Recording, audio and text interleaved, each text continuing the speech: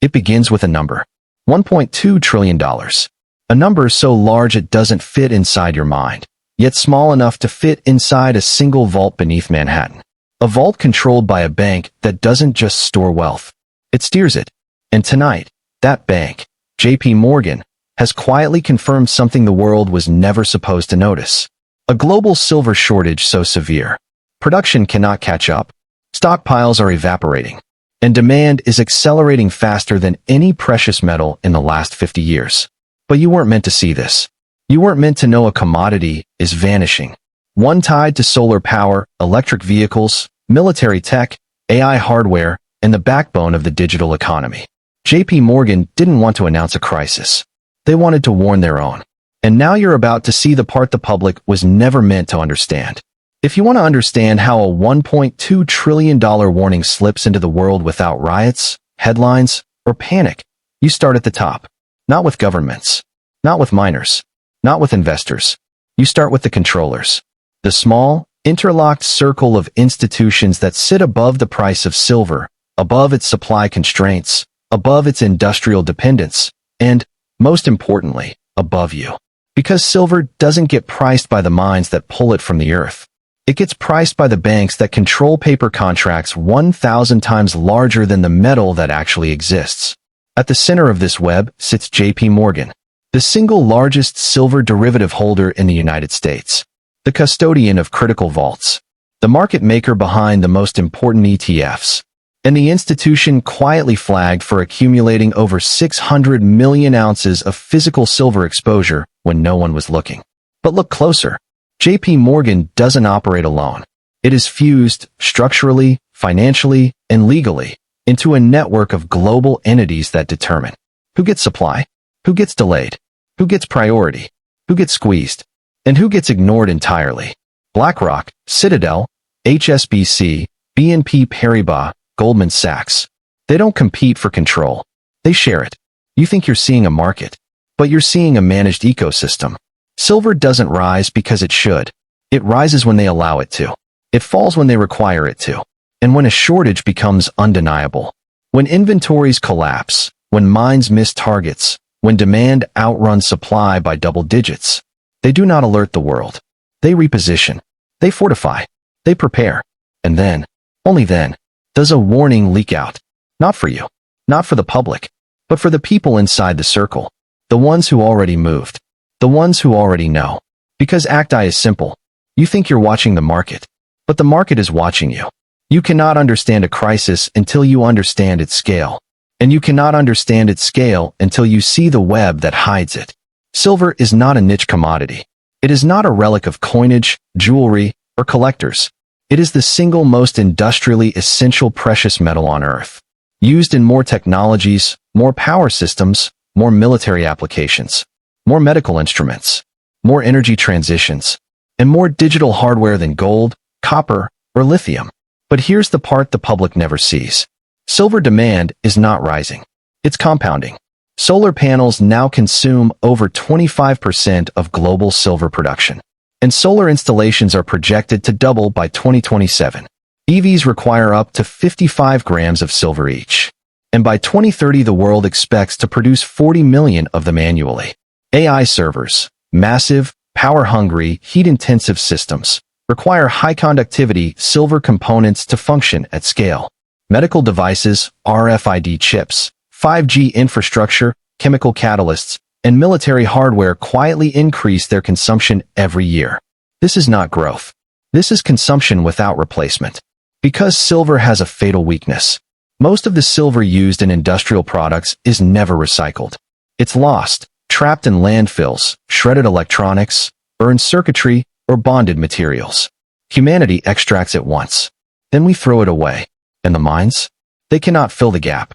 For 3 consecutive years, global silver production has missed demand by more than 100 million ounces annually. A deficit unprecedented in modern history. Imagine a bathtub with the faucet fully open, but the drain twice as wide. That's silver. But you still haven't seen the part that proves the crisis is real. Because the deficit is not the danger. The danger is who controls the remaining supply. When you buy silver, you think you're choosing between ETFs, coins, bars, futures contracts, mining stocks, vault storage providers. But you're not choosing anything, because almost every path leads back to the same entities. Watch how the web forms. SLV, the biggest silver ETF, custodian, JPMorgan. COMEX warehouse reports, dominant participant, JPMorgan. LBMA vault systems, clearing members include JPMorgan, HSBC. Wholesale industrial shipments, routed through banks controlled by the same clearing networks. Derivative pricing set by market makers like JPMorgan, Goldman Sachs, Citigroup. Minor financing largely dependent on the same institutions. Physical bar authentication overseen by LBMA, where the banks themselves sit on committees. It's a circle, a smooth, closed loop where every door you open leads back to the same handful of institutions. Banks don't own the silver to supply you. They own the pipelines that determine who gets it. You don't participate in the silver market. You participate in their silver market. And this is why the $1.2 trillion warning was never meant for you.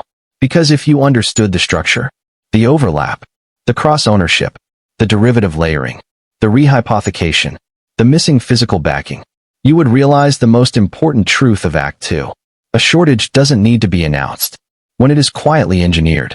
And now, with inventories falling, demand accelerating, and global production failing to keep up, the web begins to tighten. Not against the banks, against everyone outside the circle. Because shortages don't begin when supply runs out. Shortages begin when access runs out. And the silver crisis is not about metal disappearing. It is about who gets locked out first. You're told there is plenty of silver. You're told inventories are adequate. You're told production will catch up next year. But here is the quiet truth. The people who tell you that are the same people moving the silver out of public reach. Asterisk asterisk. This is how the trap forms. Derivative markets flood with synthetic supply. Millions of paper ounces for every physical ounce that exists. This suppresses prices artificially, giving the illusion of stability. Institutions accumulate physical at suppressed prices, relocating bars from public vaults into private custody networks. Industrial buyers start to panic buy ahead of shortages, locking in long-term contracts that the public can never access. Vault inventories begin falling every quarter, but are papered over with ETFs and accounting language designed to confuse retail investors. Governments begin strategic stockpiles for solar, military electronics, and infrastructure commitments. Retail investors are told everything is normal, until the moment it isn't. This is the accumulation phase. The compression, the silence before the snap. And then, one day, the trap closes. It doesn't close loudly. It closes with a single word. Unavailable. Silver is not treated like gold. If gold runs out, jewelry gets delayed. If silver runs out, the electrical grid stops functioning. So when the crisis arrives, the first rule is simple. EV manufacturers, solar giants, medical suppliers, defense contractors, they get first claim on every remaining ounce. Retail allocation quietly shrinks. Dealer inventory dries up. Delivery times push to months. Premiums rise, then rise again, then become absurd. And then the next snap hits. Futures markets break. We're 200 million ounces of physical back. A market with over 1.2 billion ounces of open paper claims. When too many contracts stand for delivery at once, the market has two choices: default or cash settle. A cash settlement is not a delivery. It's a polite way of saying, we don't actually have the silver. And this moment, this precise inflection point, is when the public finally wakes up. Too late. Because by the time you see the trap, you are already inside it. Silver has had shortages before. Temporary ones. Local ones. Short-lived ones. But this time is different for one reason. Demand is becoming irreversible. Every major system of the 21st century is built on silver. Solar panels, EV batteries, AI server cooling, high-frequency switching, electric infrastructure, autonomous vehicle sensors, antibacterial medical instruments, 5G and soon 6G chips, military drone systems, smart grid hardware, semiconductor fabrication tools. These are not optional technologies. They are the skeleton of the modern world. And unlike copper, aluminum, lithium, or nickel, silver has no replacement.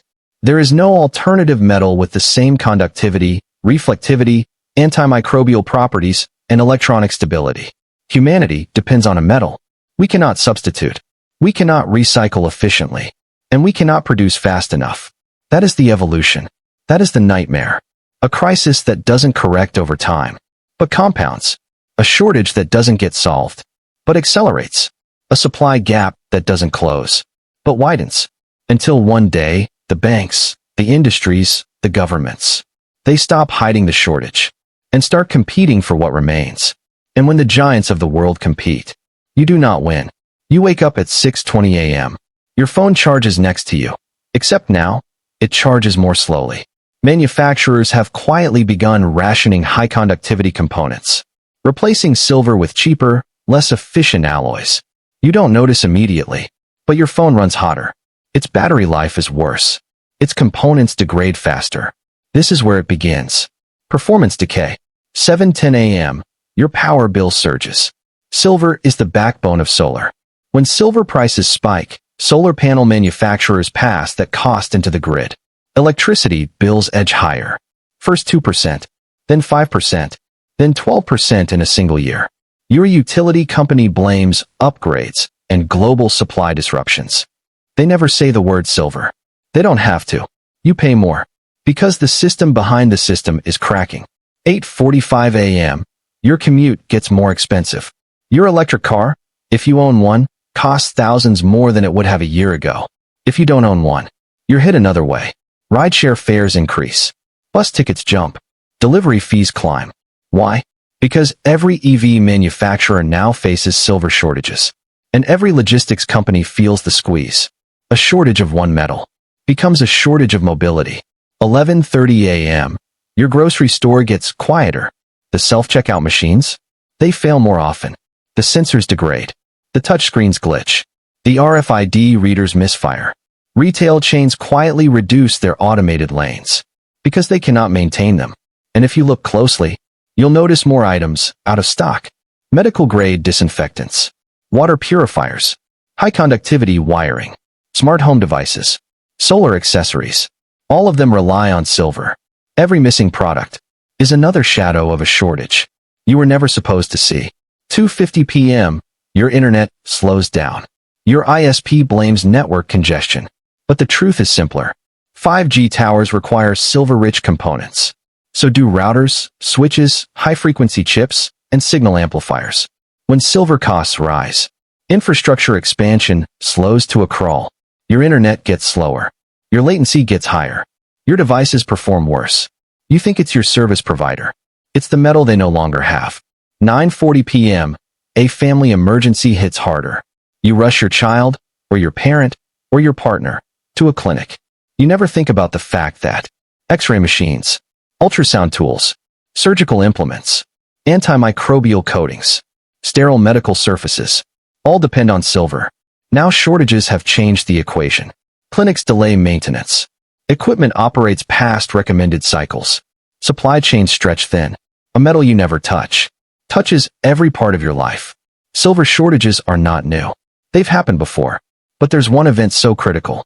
It changed the global monetary system forever. The Silver Panic of 1873. Most people have never heard of it. But historians call it the crime of 73. Because when silver supply tightened, and nations shifted to gold-backed systems, entire economies collapsed. Farmers were wiped out. Wages fell. Small banks died. Railroads defaulted. A depression followed. Why? Because silver was not just a metal. It was the foundation of daily trade, pricing, and liquidity. When silver disappeared, so did freedom. And here is the part that mirrors today. In 1873, governments and banks claimed everything was normal. Right up until the day the system broke. The public only learned the truth after the ladder had already been pulled up. Today the ladder is digital. The products are modern. The infrastructure is global. But the mechanism is the same. A shortage hidden until it becomes irreversible. No one is coming to save the silver market. Not governments. Not corporations. Not institutions. Not regulators.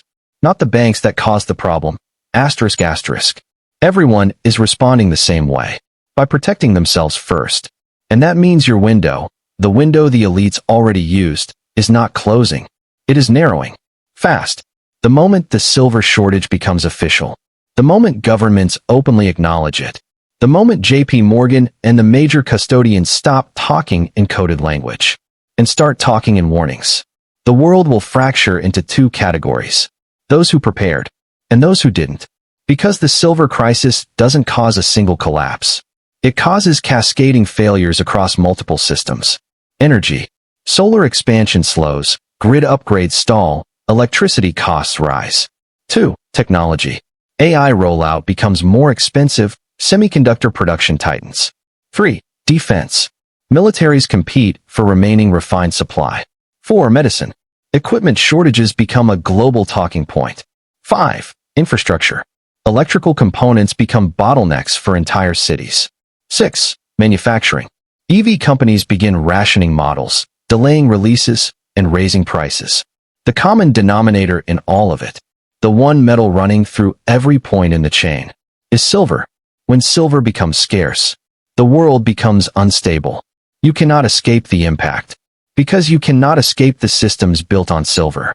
You cannot escape the grid. You cannot escape digital communications. You cannot escape modern medicine. You cannot escape transportation. You cannot escape data centers. You cannot escape AI. You cannot escape the infrastructure of 2025 and beyond. And that's the part the banks understand. The part governments understand. The part institutions prepare for silently. Silver is no longer a commodity. It is a structural dependency, a foundation, a critical input that cannot be swapped or bypassed. Asterisk asterisk. Once it runs short, the world does not slow down. It shudders, then realigns. Around the people who positioned early, and the people who didn't. There is no middle. Let's be blunt. JPMorgan is not warning the world. They're warning the people who matter to them. The insiders, the institutional clients, the interlocked partners, the networked elite. The message is not, silver is in trouble. The message is, move now, before the public understands what's coming. And here's the most chilling part. You were not supposed to hear this warning, but you did, which means you now stand in a place most people will never reach. Awake before the rush, aware before the headlines, exposed to the truth before the narrative forms. Asterisk asterisk. The ladder hasn't been pulled up yet, but it's lifting, and you can hear the rungs creak. So here is the decision point. You can walk away from this video and return to life as if nothing is happening. Like the millions who will wake up one day and wonder why the world feels tighter, more expensive, more fragile. Or, you can absorb the truth. A $1.2 trillion warning was issued. Not through headlines, not through speeches, but through actions, through accumulation, through silence, through positioning. JPMorgan has moved. Institutions have moved. Industries have moved. Now the question becomes, will you move before the crowd, or after the stampede? Because once the public understands the crisis, once shortages hit the mainstream, once the trap becomes visible, it's already too late. Your future doesn't change when the crisis arrives.